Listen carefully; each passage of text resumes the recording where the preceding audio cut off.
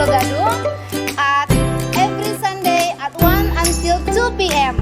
Stay watch on in our YouTube, okay? Saksikan kelas bahasa Inggris di YouTube channel SMP YPI setiap hari Senin jam 1 sampai jam 2 siang di kelas bahasa Inggris, oke?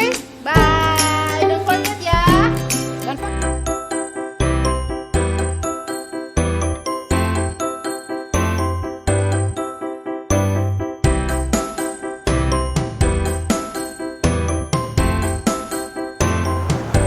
Jangan lupa saksikan pelajaran prakarya di hari Selasa jam 2 sampai jam 3 di PJJ SMP YPI Pulau Gadung.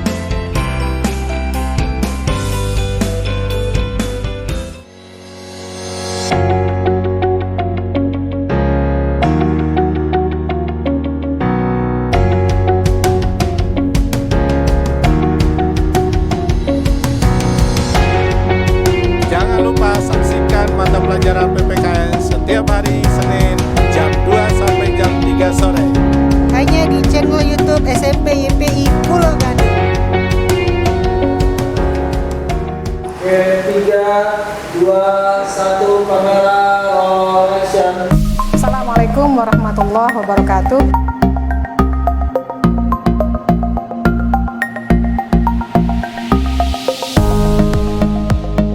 Yuk, sebelum kita mulai pembelajaran, mari kita berdoa terlebih dahulu.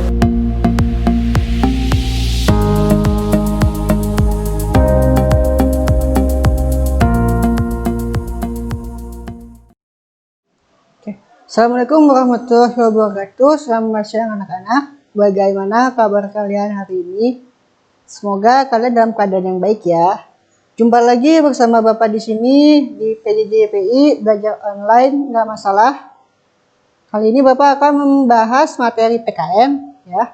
Ingat ini adalah materi PKN kelas 8 mengenai menumbuhkan kesadaran terhadap Undang-Undang Dasar Negara Republik Indonesia tahun 1945. Oke, sebelum kita mulai, alangkah baiknya kita berdoa terlebih dahulu. Oke, dipersilakan untuk berdoa dimulai. Oke, berdoa selesai. Coba kalian cek dulu bukunya sudah ada lengkap atau belum. Pensilnya, pulpennya, kalau misalnya nggak ada, ambil dulu. Kalau misalnya belum ada, bisa cari di tempat pensilnya. Sudah lengkap? Oke, yang belum absen dulu. Jangan sampai nggak absen. Coba yang absen, mana yang belum absen? Oke, kalau sudah absen, sudah lengkap pensilnya, pulpennya, penghapusnya, bukunya, yuk kita mulai. Nah, materi kita kali ini adalah membahas mengenai kesadaran terhadap Undang-Undang Dasar Negara Republik Indonesia tahun 45. Ini materi KD-nya, materi kompetensi dasarnya, yaitu menghargai makna kedudukan dan fungsi Undang-Undang Dasar, mendukung makna kedudukan dan fungsi Undang-Undang Dasar, kemudian ada menelaah makna kedudukan dan fungsi Undang-Undang Dasar, yang keempat menyajikan hasil telaah. Nah, IPK atau tujuan kompetensi, yang satu menjelaskan kedudukan dan makna pembukaan Undang-Undang Dasar, yang kedua menelaah makna hubungan pembukaan Undang-Undang Dasar dan proklamasi kemerdekaan, yang ketiga mengidentifikasi kedudukan dan fungsi Undang-Undang Dasar Negara Republik Indonesia, yang keempat makna peraturan perundang-undangan dalam sistem hukum nasional. Oke, minggu lalu kita sudah membahas ini ya. Kita membahas minggu lalu itu mengenai hukum. Apa sih hukum itu? Ya. Nah, ini minggu lalu hukum. Sudah dirangkum kan ini? Coba kalau sudah dirangkum, apa sih hukum itu? Ya, hukum adalah kumpulan peraturan yang mengurus tata tertib suatu masyarakat dan harus ditaati oleh masyarakat. Sistem hukum nasional adalah keseluruhan dari unsur-unsur hukum nasional yang saling melekat dalam rangka mencapai suatu masyarakat yang berkeadilan. Hukum berfungsi sebagai alat untuk membuat masyarakat menjadi aman dan tertib. Disebut juga sebagai alat pengendali masyarakat. Coba bayangkan jika tidak ada hukum. Apakah tatanan dunia ini akan lebih indah atau semakin kacau? Tentunya semakin kacau karena tidak ada aturan yang membatasi orang lain. Sehingga orang lain menjadi sewenang-wenang, seenak-enaknya saja. Nah, fungsi hukum itu untuk mengatur. Nah, kita akan membahas mengenai kesadaran terhadap Undang-Undang Dasar Negara Republik Indonesia. Kenapa sih kita di awal membahas hukum? Ada yang tahu nggak? Undang-Undang Dasar Negara Republik Indonesia itu termasuk hukum atau bukan?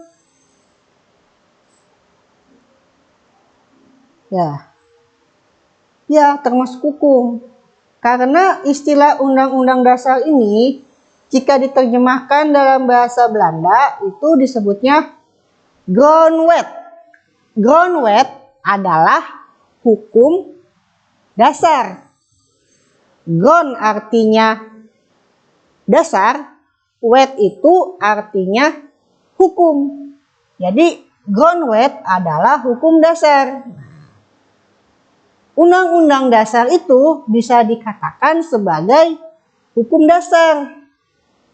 Maka daripada itu, kalian harus tahu dulu pengertian hukum. Hukum itu apa? Hukum itu adalah alat untuk mengatur masyarakat. Ya. Nah, terus kalau gitu konstitusi itu apa dong? Nah, kalau konstitusi itu asalnya dari bahasa Inggris, constitution. Nah, istilahnya atau pengertiannya sama, tetapi dalam prakteknya istilah konstitusi itu lebih luas dari pengertian undang-undang dasar. Tapi sebagian ahli itu menyamakan antara konstitusi dengan undang-undang dasar itu disamakan, tetapi secara prakteknya seharusnya konstitusi itu lebih luas daripada undang-undang dasar. Kalau kita berbicara konstitusi itu mencakup undang-undang dasar, mencakup hukum-hukum yang lain, itu disebut konstitusi. Tetapi undang-undang dasar hanya mencakup satu pokok buku undang-undang dasar. Nah, itu disebut undang-undang dasar. Tapi kalau konstitusi adalah hukum-hukum yang lain, misalnya hukum KUHP, Kitab Undang-Undang Hukum Pidana, itu termasuk konstitusi. Ada KUHP, Kitab Undang-Undang Hukum Perdata, itu termasuk konstitusi. Tetapi saat kita berbicara undang-undang dasar, berarti hanya hukum dasar yang dipergunakan di suatu negara.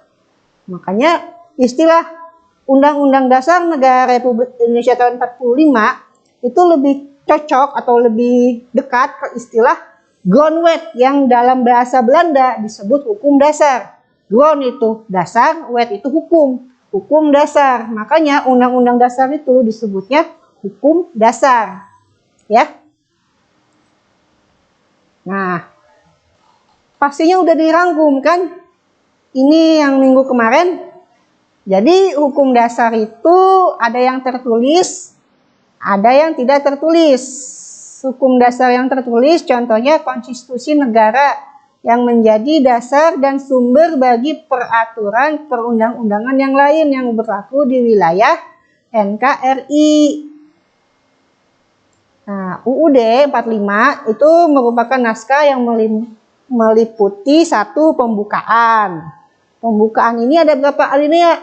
Harus diingat, ada 4 alinea.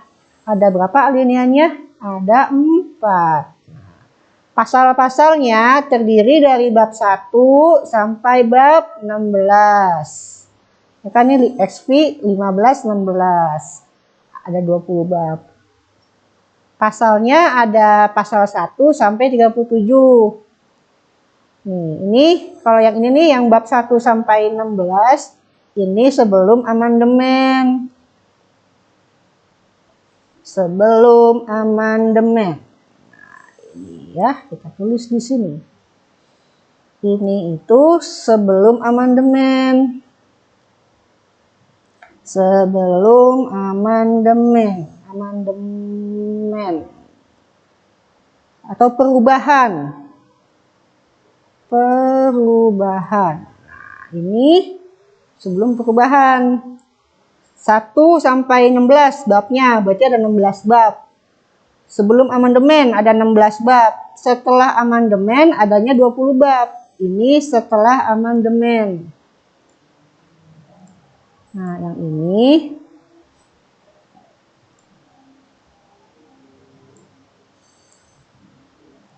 setelah amandemen. Nah, kalau misalnya sebelum amandemen ada 16 bab, setelah amandemen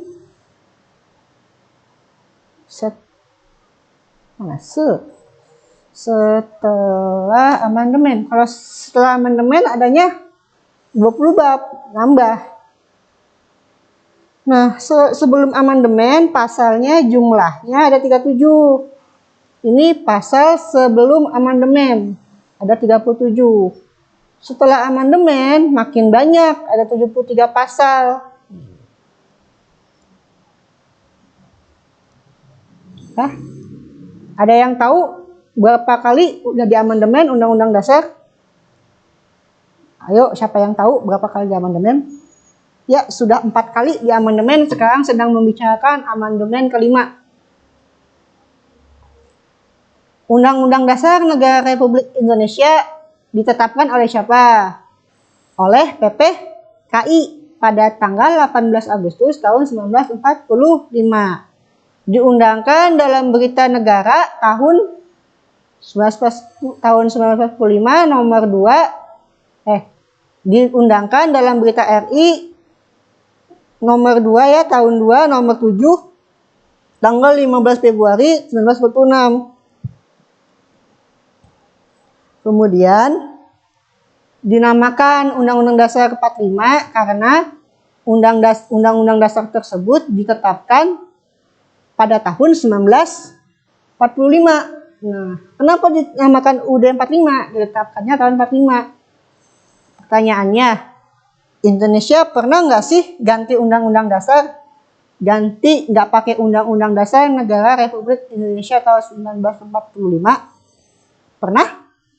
Jawabannya pernah. Jadi Indonesia pernah menggunakan Undang-Undang Dasar 45. Kemudian karena desakan Belanda dan keadaan, waktu itu kan Indonesia akhirnya berubah dari negara kesatuan menjadi bentuknya federasi alias serikat. Akhirnya diubah juga dong Undang-Undang Dasarnya atau konstitusinya atau hukum dasarnya menjadi Konstitusi RIS tahun 49. Tetapi kemudian pada tahun 50 itu ganti lagi menjadi UUDS. Karena apa? Karena Indonesia ingin menjadi negara kesatuan, tidak ingin berbentuk federatif atau federasi alias Republik Indonesia Serikat ya. Makanya pada tahun 50 Indonesia kembali lagi dari bentuknya serikat ke bentuk negara kesatuan, republik. Akhirnya dibutuhkanlah suatu undang-undang dasar pengganti konstitusi RIS tahun 49. Dibentuklah pada tahun 50, itu namanya UUDS alias Undang-Undang Dasar Sementara. Nah, namanya sementara itu artinya tidak selamanya. Maka daripada itu, selain membentuk UUDS, dibentuk juga konstituante. Nah, disebutnya sini. Tulisannya ini. Konstituante. Konstituante ini adalah badan yang bertugas menyusun atau membuat undang-undang yang baru. Tetapi dalam perjalanannya, badan konstituante ini hanya mementingkan golongannya saja, sehingga tidak terbentuklah undang-undang yang diinginkan, hanya berkutat di situ-situ saja pembahasannya. Oleh karena itu, keluarlah dekret presiden. Dekret presiden. Dekret presiden itu dikeluarkan dikarenakan konstituante tidak berhasil menyelesaikan tugasnya dekret presiden itu tanggal berapa? Dekret presiden dikeluarkan oleh Presiden Soekarno pada tanggal 5 Juli 1959. Ya. Nah, dengan adanya dekret presiden, salah satunya adalah dibubarkan konstituante dan kembali kepada Undang-Undang Dasar 1945. Dalam perjalanannya, Undang-Undang Dasar 1945 mengalami namanya amandemen. Amandemen. Amandemen ini artinya perubahan. Nah, perubahan itu sudah 4 kali. Sudah 4 kali. 4 kali amandemen. Jadi Undang-Undang Dasar 1945 itu sudah 4 kali amandemen nih saat ini. Sejak kembali lagi tahun 59 hingga sekarang sudah 4 kali di amandemen. Nanti kita nggak tahu ada amandemen kelima atau enggak. Tinggal ditunggu saja kelanjutannya. Soalnya saat ini pemerintah atau di DPR, di MPR sedang membahas rencana amandemen kelima Undang-Undang Dasar. Tapi untuk pelaksanaannya belum.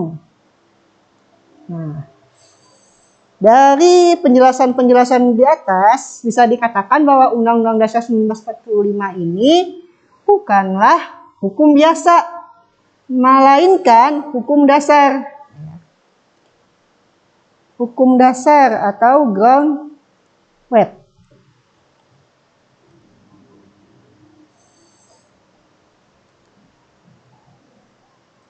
Ground wet. Ground wet. Ground wet.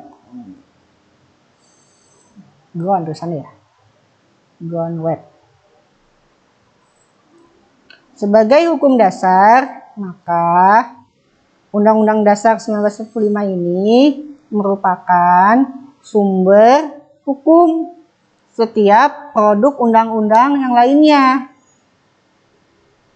Setiap tindakan kebijakan pemerintah haruslah berdasarkan dan bersumber pada peraturan yang lebih tinggi, yaitu yang paling tinggi, sumber hukum yang paling tinggi ya di Indonesia adalah Undang-Undang Dasar 1945. Karena Undang-Undang Dasar 1945 merupakan hukum dasar atau ground wet. Nah, menurut Miriam Budiarjo, setiap undang-undang dasar itu harus memuat ketentuan mengenai satu organisasi negara. Misalnya ada pembagian kekuasaan antara badan legislatif, eksekutif, dan yudikatif. Yang kedua, hak asasi manusia. Yang ketiga, prosedur mengubahnya. Yang keempat, ada kalanya berisi larangan untuk mengubah sifat tertentu dari undang-undang dasar. Ini yang tadi di takatik nih, yang ini nih. Nah, dijelaskan di sini nih. Sebelum di amandemen itu artinya diubah. Undang-Undang Dasar 45 terdiri dari 3 bagian, yaitu pembukaan, batang tubuh, dan penjelasan. Setelah di amandemen, hanya ada 2, yaitu pembukaan dan pasal-pasal. Penjelasannya tidak ada. Ya kan? Nah, itu.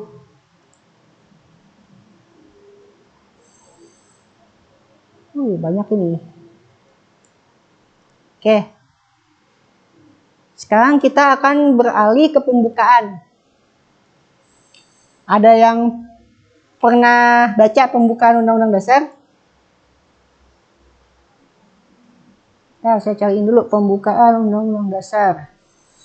Nih, kalau belum pernah dibaca pembukaan Undang-Undang Dasar itu isinya seperti ini.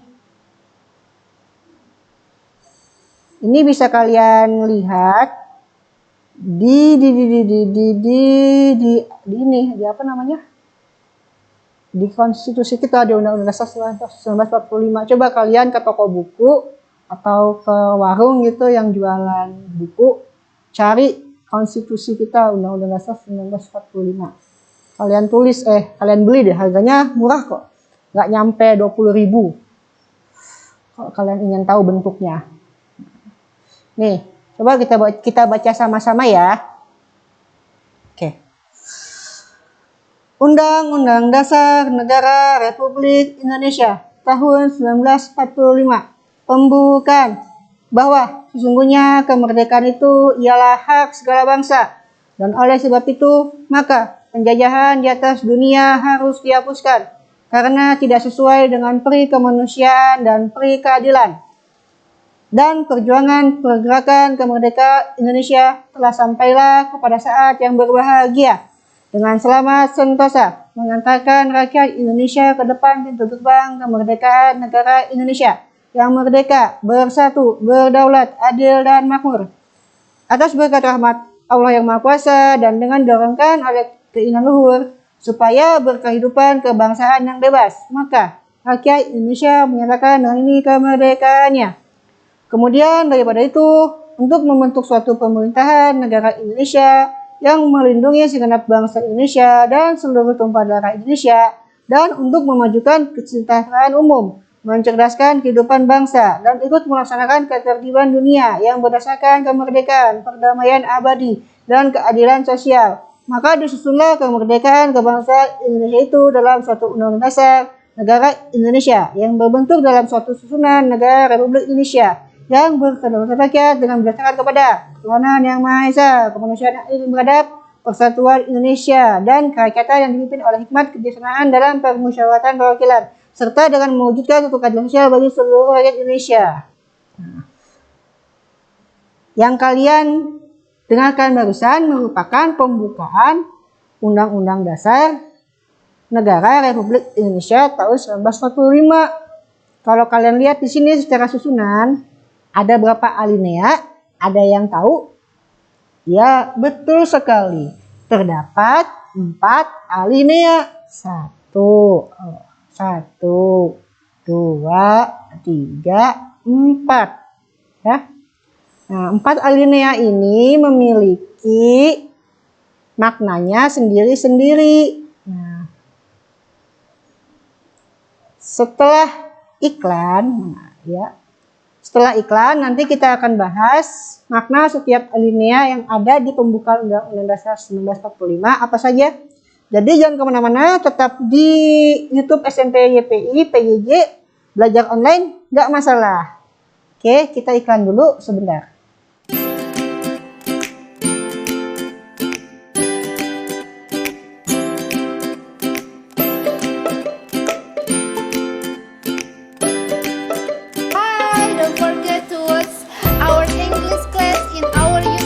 SMP YPI Pulau Gadung at every Sunday at 1 until 2 p.m. Stay watch on in our YouTube, okay? Saksikan kelas bahasa Inggris di YouTube channel SMP YPI setiap hari Senin jam 1 sampai jam 2 siang di kelas bahasa Inggris, oke? Bye, don't forget ya. Don't forget. Indonesia sebelah mana ya Pak Bagus ya? Sebelah sini bulat. Nih. Oh iya, ini Indonesia. Kalau negara-negara ASEAN? Kayaknya dekat ke Indonesia deh, Bu. Oh, sebelah sini ya. Asia Tenggara.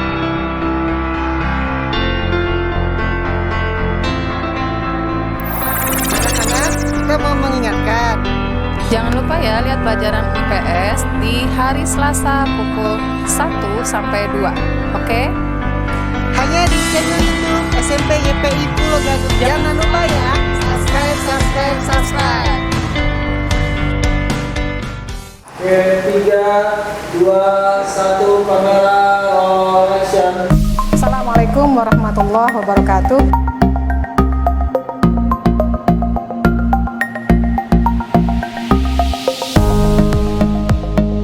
Yuk, sebelum kita mulai pembelajaran, mari kita berdoa terlebih dahulu.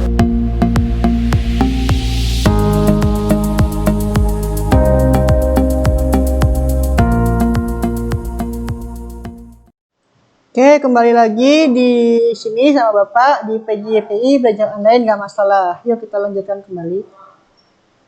Nah, sebelum kita membahas makna setiap alinea untuk pembukaan Undang-Undang Dasar 1945, Ada baiknya kita perhatikan dulu hubungan pembukaan dan proklamasi kemerdekaan Indonesia.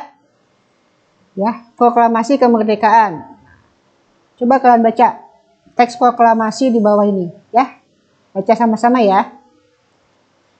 Proklamasi kami, bangsa Indonesia, dengan ini menyatakan kemerdekaan Indonesia. Hal-hal yang mengenai perpindahan kekuasaan dan lain-lain diselenggarakan dengan cara saksama dan dalam tempo yang sesingkat-singkatnya.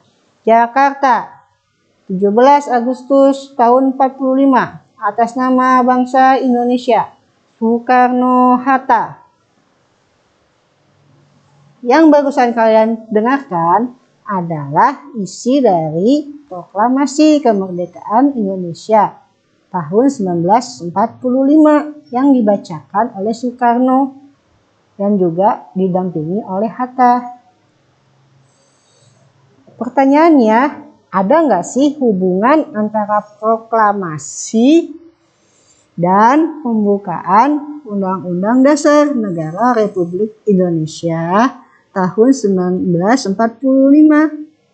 Jawabannya ada ya.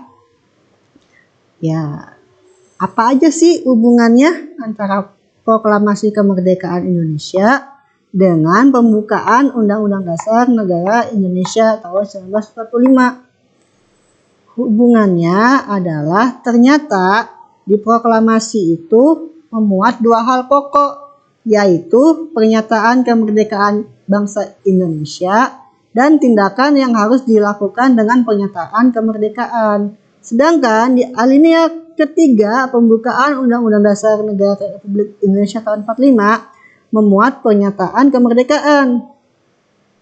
Pernyataan kemerdekaan di alinea pertama ini diawali dengan pernyataan bahwa kemerdekaan adalah hak segala bangsa.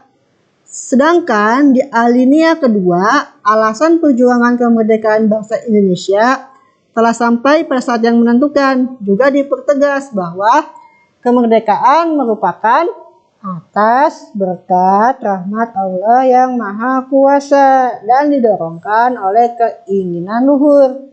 Dengan demikian, pada dasarnya alinea 1 sampai dengan alinea 3 merupakan uraian terperinci dari kalimat pertama proklamasi kemerdekaan. Alinea 4 memberi arah pertanggungjawaban terhadap pelaksanaan proklamasi kemerdekaan. Kemudian isi pokok kedua proklamasi kemerdekaan, yang itu tindakan yang harus segera dilakukan antara lain dengan menetapkan Undang-Undang Dasar Negara Republik Indonesia tahun 45 yang memuat pembukaan. Jadi apa sih hubungannya? Hubungannya itu adalah alinea 1 sampai dengan alinea 3. Pembukaan Undang-Undang Dasar 1945 merupakan uraian terperinci dari kalimat pertama proklamasi kemerdekaan. Jadi bisa dikatakan pembukaan Undang-Undang Dasar 1945 ini merupakan rincian dari apa? Rincian dari proklamasi atau kalimat proklamasi yang dibacakan oleh Soekarno yang didampingi oleh Hatta pada peristiwa proklamasi Indonesia pada tanggal 17 Agustus 45 itu dijelaskan atau dijabarkan secara lebih rinci. Kalimat yang ada di proklamasi, di teks proklamasi itu dituangkan dalam pembukaan Undang-Undang Dasar 1945. Jadi intinya adalah pembukaan Undang-Undang Dasar 1945 merupakan jabaran yang lebih rinci dari teks proklamasi yang dibacakan oleh Soekarno dan didampingi oleh Hatta pada tanggal 17 Agustus 1945. Itu intinya. Jadi pembukaan Undang-Undang Dasar itu sama teks proklamasi hubungannya apa? Hubungannya adalah pembukaan Undang-Undang Dasar merupakan perincian yang lebih mendetail dari teks proklamasi itu ya. Jadi jangan bingung lagi. Nah, sekarang masuklah kita ke materi pembukaan memuat pokok kaidah negara yang fundamental. Ya. Jadi UUD itu kan terdiri dari Undang-Undang Dasar Negara Republik Indonesia, terdiri atas pembukaan dan pasal-pasal. Dilihat dari tertib hukumnya, keduanya memiliki kedudukan yang berbeda. Pembukaan memiliki kedudukan yang lebih tinggi dari pasal-pasal karena pembukaan merupakan pokok kaidah negara yang fundamental atau asas fundamental norm bagi negara Republik Indonesia. Sebagai pokok negara yang fundamental, pembukaan itu memenuhi persyaratan sebagai berikut. 1. Berdasarkan sejarah terjadinya.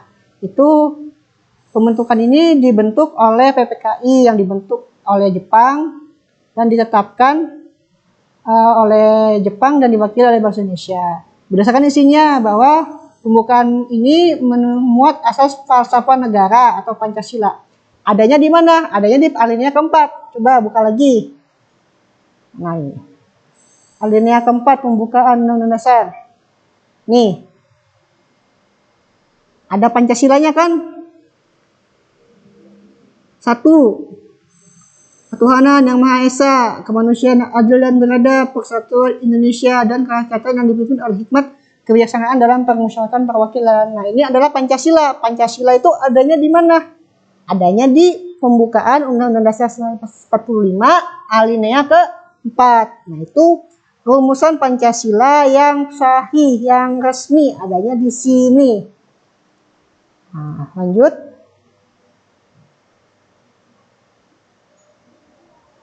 Bukan. Nih. Kemudian kita bahas makna alinea pembukaan Indonesia tahun 45. Kita mulai dari alinea pertama. Alinea pertama menunjukkan keteguhan dan tekad bangsa Indonesia untuk menegakkan kemerdekaan. Alinea kedua itu membahas bahwa perjuangan bangsa Indonesia telah mencapai pada tingkat yang menentukan. Terus juga disebutkan bahwa momentum yang telah dicapai harus dimanfaatkan untuk menyatakan kemerdekaan. Yang ketiga, kemerdekaan harus diisi dengan mewujudkan negara Indonesia yang merdeka. Alinea kedua ini menunjukkan kebanggaan dan penghargaan atas perjuangan bangsa Indonesia selama merebut kemerdekaan. Nah, untuk alinea ketiga itu isinya atau pokoknya itu adalah memuat ketentuan atau pernyataan bahwa kemerdekaan itu didorong oleh motivasi spiritual, yaitu kemerdekaan yang dicapai oleh bangsa Indonesia merupakan berkat rahmat Allah yang Maha Kuasa. Ini merupakan perwujudan sikap dan keyakinan bangsa Indonesia terhadap Tuhan yang Maha Esa. Alinea ketiga ini juga secara tegas menyatakan kembali kemerdekaan Indonesia yang telah diproklamasikan tahun 45, tepatnya tanggal 17 Agustus 45. Melalui alinea ketiga ini, bangsa Indonesia juga menyadari bahwa tanpa rahmat Tuhan yang Maha Kuasa, maka bangsa Indonesia tidak akan pernah mencapai kemerdekaannya. Jadi nggak semata-mata hasil jerih payah perjuangan bangsa Indonesia, tapi juga atas kuasa Tuhan yang Maha Esa. Itu makna dari alinea ketiga isinya. Kemudian alinea keempat. Nah, alinea keempat ini memuat prinsip-prinsip negara Indonesia, yaitu yang pertama, di alinea keempat terdapat tujuan negara yang diwujudkan oleh pemerintah negara. Kemudian ketentuan diadakannya Undang-Undang Dasar. Yang ketiga, bentuk negara, yaitu Republik yang berkedaulatan rakyat. Yang keempat, dasar negara, yaitu Pancasila.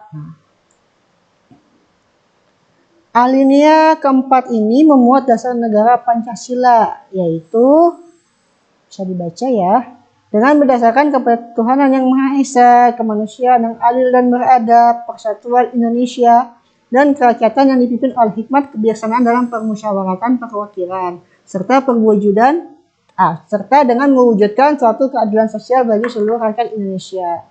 Kelima sila Pancasila ini merupakan kebulatan yang utuh, satu kesatuan yang tidak terpisahkan. Rumusan Pancasila dimuat dalam pembukaan, maka secara yuridis konstitusional adalah sah, berlaku, dan mengikat seluruh lembaga negara, lembaga masyarakat, dan setiap warga negara. Nah, itu adalah yang sudah dijelaskan merupakan makna alinea pembukaan Undang-Undang Dasar Negara Republik Indonesia tahun 1945. Oke ya, sampai sini jelas. Kalau sudah jelas, saya akan membukakan hasil ulangannya. Coba kita lihat ulangannya.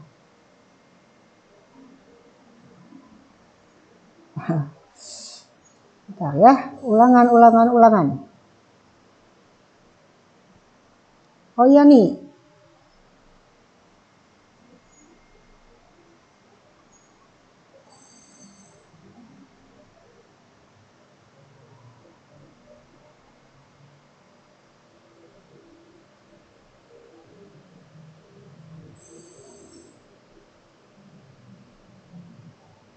Oh, ini cara mengirim tugasnya. Materi minggu ini. Nah, ini bisa kalian baca di Classroom. Buat nama-nama yang ada di Classroom, coba cek lagi tugasnya, dilengkapi. Yang belum ulangan juga segera ulangan. Ini ulangan yang kemarin ya. Oke, akan berikan gambaran hasilnya. Karena ada yang belum ulangan, jadi nggak mungkin Bapak bahas, karena nanti enak yang belum ulangan bisa dapat contekan. Jadi akan dibahas secara garis besar saja. Nah, jadi persentase yang mengerjakan ulangannya ini yang paling banyak ada kelas 8B. 56 orang anak yang mengerjakan, disusul kelas 8A 53 anak. Nah, sisanya kemana? Masih banyak yang belum mengerjakan. Kalau misalnya belum mengerjakan, silakan dikerjakan.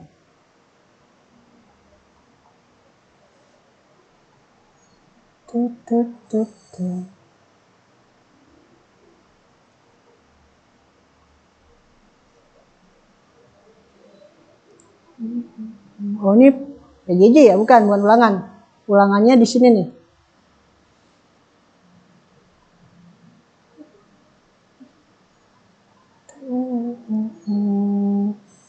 Bentar ya, ulangannya dicari dulu.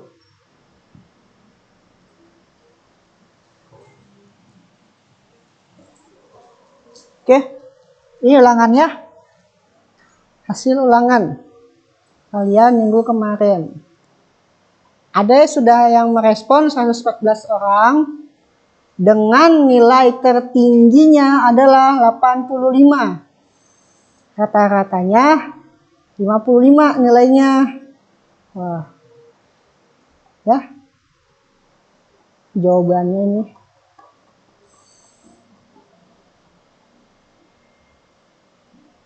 Nah, ini kelas yang merespon ternyata 8B. Sebanyak 33 orang siswa yang telah merespon ulangan ini. Sisanya kemana? 8A 30, sisanya kemana? Belum mengerjakan. 8D sisanya kemana? Belum mengerjakan. 8C sisanya kemana? Belum mengerjakan. Yang belum mengerjakan ulangannya, silakan dikerjakan dulu ulangannya. Supaya nanti nilainya ada. Ya. Nah, nanti nilai ini akan dimasukkan sebagai penilaian, salah satu penilaian ulangan harian. Jadi dikerjakannya yang benar secara serius. Terus Pak, nilai saya gimana? Udah masuk belum? Udah ada belum? Bapak ini belum cek semua, tapi kalian bisa lihat di sini di Classroom kalau mau melihat nilai saya berapa sih, atau saya udah ngerjain tugas belum. Ini statusnya bisa dilihat. Nah, ini akan Bapak update setiap hari Minggu sore atau malam ya, baru diupdate ini nilai-nilainya. Oh, ini nilai UH-nya, nilai ulangannya bisa dilihat. Kelas 8A, Ahmad Fauji dapat nilainya 80. Alfred Aryadi sekian, ada Ejra 85, nih paling tinggi Ejra nilainya 85. Ya. Nah, terus yang belum dikumpulkan tugasnya dikumpulkan karena juga berpengaruh terhadap nilai. Oh iya, kalau misalnya tugasnya kosong, tapi merasa sudah mengumpulkan, coba kontak Bapak aja, siapa tahu tugasnya kececer. Ada di WA Bapak, Bapaknya nggak baca atau kelelep WA-nya, HP-nya kelelep, nggak mungkin juga sih. Tapi WA-nya kelelep pasti. Jadi kalau HP-nya kelelep jangan sampai. Mudah-mudahan kebaca gitu. Makanya kalau ngirim tugas jangan ke WA, takutnya suka nggak kebaca WA-nya. Kalau ke Google Form kan enak, jadi bisa langsung kelihatan gitu. Ini nilai-nilai anak-anak bisa dibaca. Bisa dilihat nilainya yang belum mengerjakan tugas juga. Ini ada saat tugas IPS, saat tugas IPS ya, nanti konfirmasi lagi. Nah, gitu ya.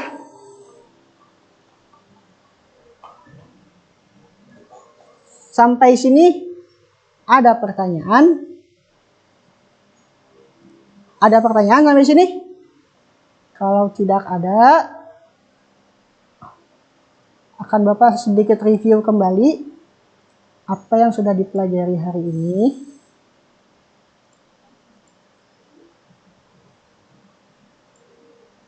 Ya, kita review kembali ya. Kita udah belajar apa aja sih hari ini? Oke. Yuk, review lagi yuk. Sedikit aja di review. Kita review. Nah, jadi pokok bahasan kita hari ini adalah kedudukan dan makna pembukaan Undang-Undang Dasar Republik Indonesia tahun 45. Ini merupakan pembukaan, teks pembukaan Undang-Undang Dasar 1945. Di mana teks pembukaan Undang-Undang Dasar 1945 ini masih ada yang ingat diambil dari mana? Ya, betul, diambil dari Piagam Jakarta. Piagam Jakarta yang sila pertama Pancasilanya diubah. Tadinya memuat kata ketuhanan dengan syarat menjalankan syariat Islam bagi para pemeluknya, diganti menjadi ketuhanan yang Maha Esa. Sisanya sama persis seperti Piagam Jakarta. Kemudian hubungan pembukaan dan proklamasi kemerdekaan. Ingat ya, hubungan pembukaan dan proklamasi kemerdekaan. Pembukaan apa sih pembukaan Undang-Undang Dasar 1945 ya? Adalah pembukaan Undang-Undang Dasar 1945 itu merupakan penjabaran lebih jauh atau lebih terperinci dari kalimat yang terdapat dalam Proklamasi Kemerdekaan Negara Republik Indonesia tahun 1945. Jadi bisa dikatakan pembukaan itu adalah rinciannya, lebih terperincinya ada di pembukaan. Kalau di Proklamasi Kemerdekaan Negara Indonesia tahun 45 yang dibacakan Soekarno yang isinya proklamasi bahwa sesungguhnya kemerdekaan itu ialah hak segala bangsa, bla bla bla bla. Itu hanya memuat poin-poin besarnya saja untuk kemudian dijabarkan di dalam pembukaan Undang-Undang Dasar 1945. Kemudian dari pembukaan itu akan diturunkan lagi, diimplementasikan dalam pasal-pasal yang terdapat dalam Undang-Undang Dasar 1945. Nah, seperti itu kira-kira hierarkinya atau cerita jalan ceritanya.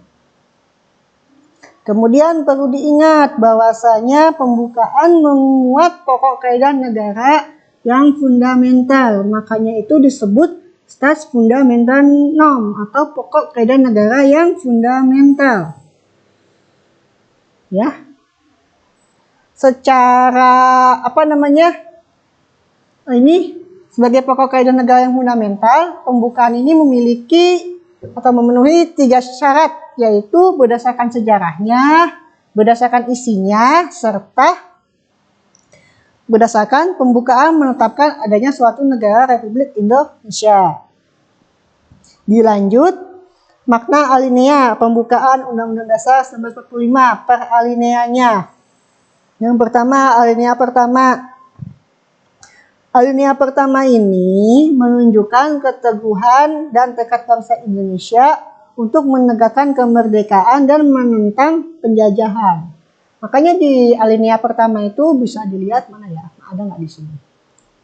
Nah, bahwa sesungguhnya kemerdekaan Indonesia itu ialah bahwa sesungguhnya kemerdekaan itu ialah hak segala bangsa. Dan oleh sebab itu, maka penjajahan di atas dunia harus dihapuskan. Karena tidak sesuai dengan peri kemanusiaan dan peri keadilan. Ya, coba dibaca, diresapi. Sama enggak? Alinea pertama itu berarti menunjukkan keteguhan dan tekad bangsa Indonesia untuk menegakkan kemerdekaan dan menentang penjajahan. Ya, bahwa sesungguhnya kemerdekaan itu ialah hak segala bangsa. Oleh sebab itu penjajahan di atas dunia harus dihapuskan karena tidak sesuai dengan peri kemanusiaan dan peri keadilan. Maknanya pada alinea ini, maknanya adalah keteguhan dari bangsa Indonesia ini untuk menegakkan kemerdekaan dan menentang penjajahan. Itu intinya di alinea pertama. Kalian baca lagi alinea kedua. Alinea kedua ini menunjukkan keteguhan dan ketajaman penilaian bangsa Indonesia, meliputi bahwa perjuangan bangsa Indonesia telah mencapai tingkat yang menentukan. Kemudian adanya momentum yang telah dicapai dan harus dimanfaatkan untuk menyatakan kemerdekaan. Kemudian yang terakhir, kemerdekaan itu harus diisi dengan mewujudkan negara Indonesia merdeka, bersatu, berdaulat, adil, dan makmur. Alinea ini, alinea kedua, menunjukkan kebanggaan dan penghargaan atas perjuangan bangsa Indonesia selama merebut kemerdekaan. Ini berarti kesadaran bahwa kemerdekaan dan keadaan sekarang itu tidak dapat dipisahkan dari keadaan sebelumnya. Kemerdekaan yang diraih merupakan perjuangan para pendahulu bangsa. Oleh karena itu, kalian sebagai penerus bangsa harus dapat mengisi kemerdekaan dengan hal-hal yang bermakna. Yuk kita lihat isi daripada alinea kedua. Dan perjuangan pergerakan kemerdekaan Indonesia telah sampai kepada saat yang berbahagia. Dengan selamat sentosa mengantarkan rakyat Indonesia ke depan pintu gerbang kemerdekaan negara Indonesia yang merdeka, bersatu, berdaulat, adil, dan makmur. Ya. Nih maknanya bangsa Indonesia dalam berjuang sudah mencapai tingkat yang menentukan. Ini bisa dilihat di sini nih. Dan perjuangan pergerakan kemerdekaan Indonesia telah sampailah kepada saat yang berbahagia dengan selamat sentosa. Berarti kan sudah dalam tahap yang menentukan. Itu. Yang kedua, momentum yang telah dicapai harus dimanfaatkan untuk menyatakan kemerdekaan. Nih. Dan perjuangan kemerdekaan Indonesia telah sampai kepada saat yang berbahagia, udah sampai pada momentumnya dengan selamat sentosa mengantarkan rakyat Indonesia ke depan pintu gerbang kemerdekaan Indonesia. Ini berarti bahwasanya momentum itu udah dicapai oleh kita, tapi harus dimanfaatkan untuk menyatakan kemerdekaan. Itu inti yang kedua dari alinea kedua. Yang ketiga, kemerdekaan itu harus diisi dengan mewujudkan negara Indonesia yang merdeka, bersatu, berdaulat, adil, dan makmur. Sebutkan di sini. Dan pergerakan kemerdekaan Indonesia telah sampailah kepada saat yang berbahagia dengan selamat sentosa. Mengantarkan rakyat Indonesia ke depan pintu gerbang kemerdekaan negara Indonesia yang merdeka, bersatu, berdaulat, adil, dan makmur. Ada kata adil dan makmur, merdeka, bersatu, berdaulat, adil dan makmur. Kemudian kita lanjut ke alinea ketiga. Alinea ketiga intinya adalah menunjukkan motivasi atau dorongan bangsa Indonesia sebagai bangsa yang mengakui adanya Tuhan, ya. Bangsa Indonesia merupakan negara yang mengakui adanya Tuhan, ya, bangsa yang religius disebutnya, ya. Nah, jadi kemerdekaan itu nggak serta-merta hanya perjuangan bangsa Indonesia saja dengan para pejuang-pejuangnya, tetapi juga merupakan karunia Tuhan yang Maha Esa, Allah Subhanahu wa Ta'ala, rahmat Allah yang Maha Kuasa. Ini merupakan perwujudan sikap dan keyakinan bangsa Indonesia terhadap Tuhan yang Maha Esa. Jadi setiap perjuangan, setiap tetes keringat perjuangan mengusir penjajah itu lillahi ta'ala, hanya mengharap ridhonya Allah. Kalau Allah nggak ridho, ya nggak akan terjadi Indonesia merdeka. Inti dari alinea ketiga itu bahwa motivasi spiritual itu dimiliki oleh bangsa Indonesia. Kemerdekaan itu nggak bisa dicapai oleh bangsa Indonesia kalau bukan merupakan berkat rahmat Allah yang Maha Kuasa. Nah, ini merupakan perwujudan sikap keyakinan bangsa Indonesia terhadap Tuhan yang Maha Esa.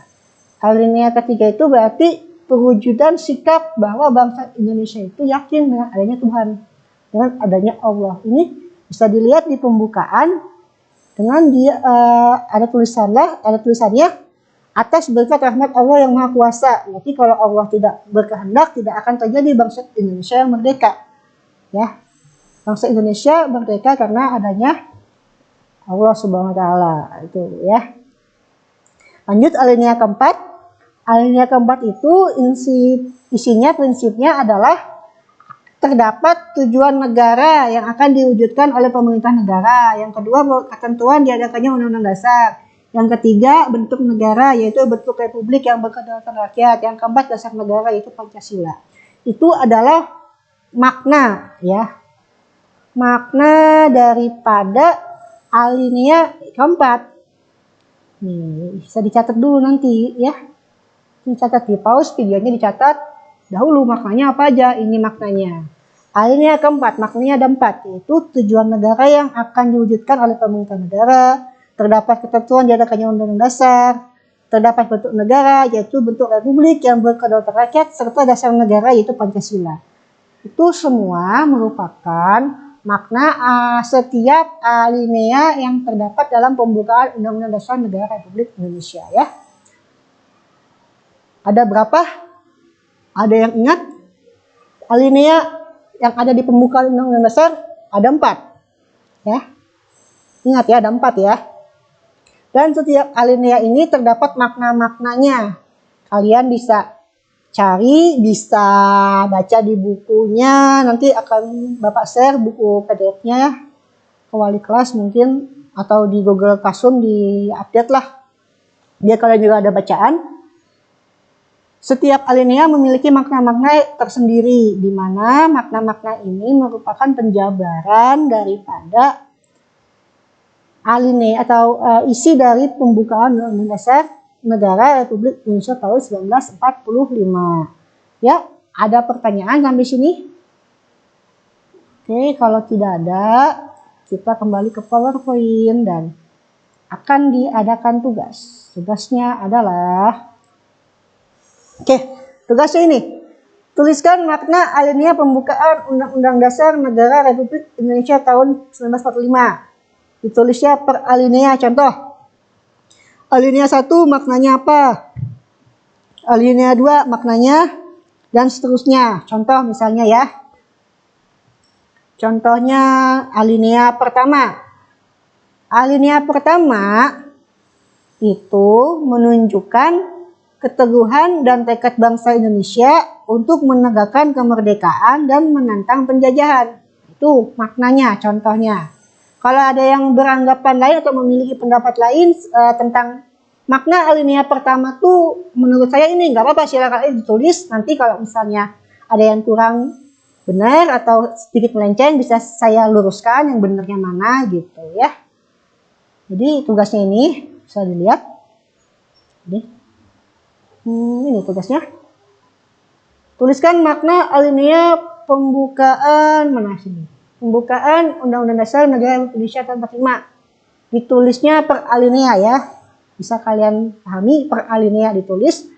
Dikirimnya kemana? Dikirimnya ke Google Link yang terdapat di Classroom. Boleh dikirim di Classroom langsung boleh, atau kalau mau gampang dikirim via link juga boleh. Dikasih nama jangan lupa biar tugasnya nggak ketukar. Tugasnya dikirim tepat waktu ya. Kalau misalnya tidak tepat waktu, konsekuensi akan berpengaruh terhadap nilai kerajinannya. Oke.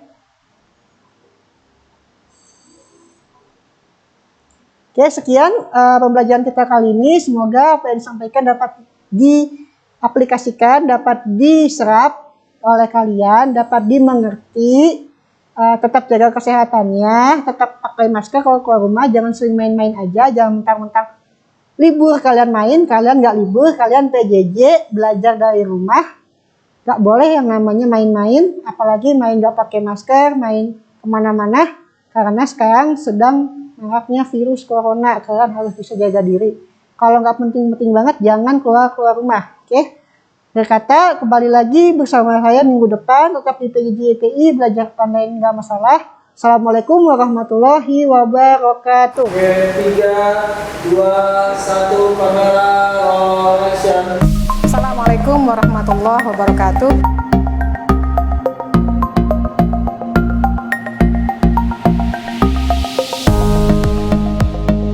Yuk, sebelum kita mulai pembelajaran, mari kita berdoa terlebih dahulu.